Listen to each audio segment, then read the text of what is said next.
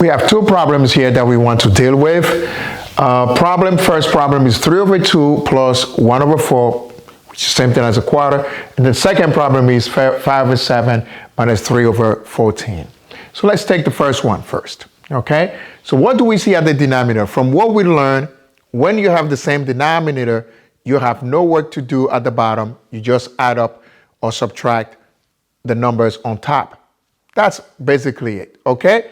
But in this case, we have 2 at the bottom here, we have 4 at the bottom there. So that means they do not have the same denominator. We can see clearly 2 and 4 are not the same numbers.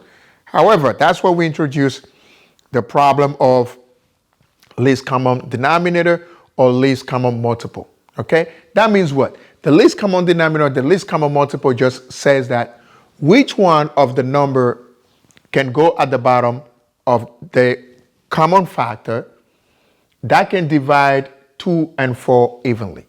Now in this case, as we can see it, it can pop up very easily. So that means 4 can divide 2, 4 can divide 4. 4 can divide 2 twice, 4 can divide 4 once, okay? So the 4 would then be your lowest common, denominator, so that the least common denominator or least common multiple, okay? So that's just the same concept, all right?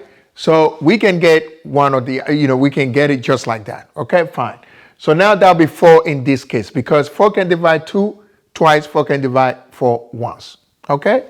So what do we do right after that? So that means 4 is going to become your common denominator for both of them.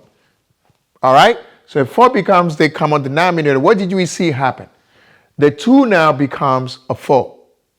So that means there was a change. So that means we also have to make a change on top of the fraction. So how do we make the changes? By taking 4 divided by 4 is what? Is 2. So that means 3 is going to multiply 2. Because 2 times 2 gives us 4. So we also have to make an adjustment on the top that gives us 3 by 2, which is going to give us 6. Now, when it comes to the second fraction, is there any change from the earlier denominator to this one? No. So there wouldn't be any change either. You just keep it like that. Okay? And then this would give us what? 6 plus 1 over 4. And then 6 plus 1 is 7. 7 over 4, which is an improper fraction. Like we said earlier, it doesn't matter if you keep it as an improper fraction, in these cases, unless we are asked you to change it into a mixed number. Otherwise, you keep it this way. Okay? All right. So now let's go to the second question here and see what we can do with that also. So 5 over 7 minus 3 over 14. As we look at the denominators also, they are not the same. And the same question is, what would be the lowest common denominator or the least common denominator or the least common multiple? That means, what is that number? Such that when you take that number divided by 14, it will go evenly. You take that number divided by 7, it will go evenly. And that's actually the smallest number.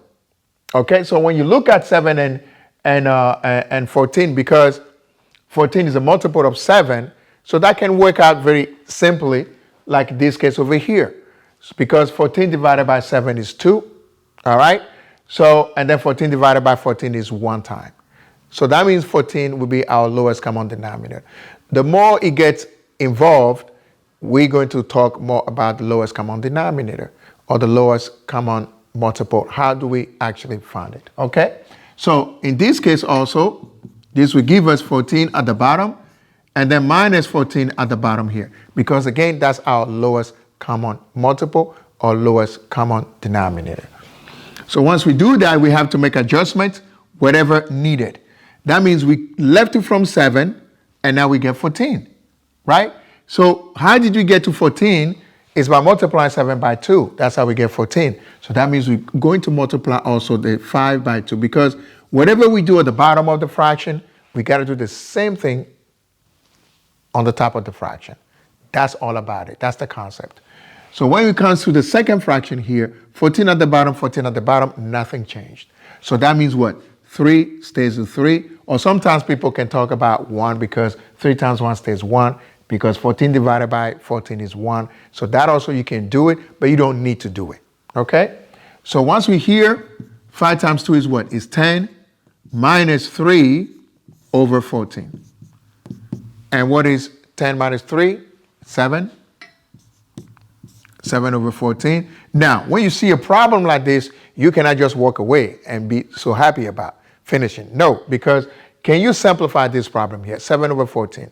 Can we simplify? Yes, because 7 can go into self once, and then 7 can go into 14 twice. So your final answer here is going to be 1 over 2, and this would be your final answer for the second problem here. So you have to be very careful.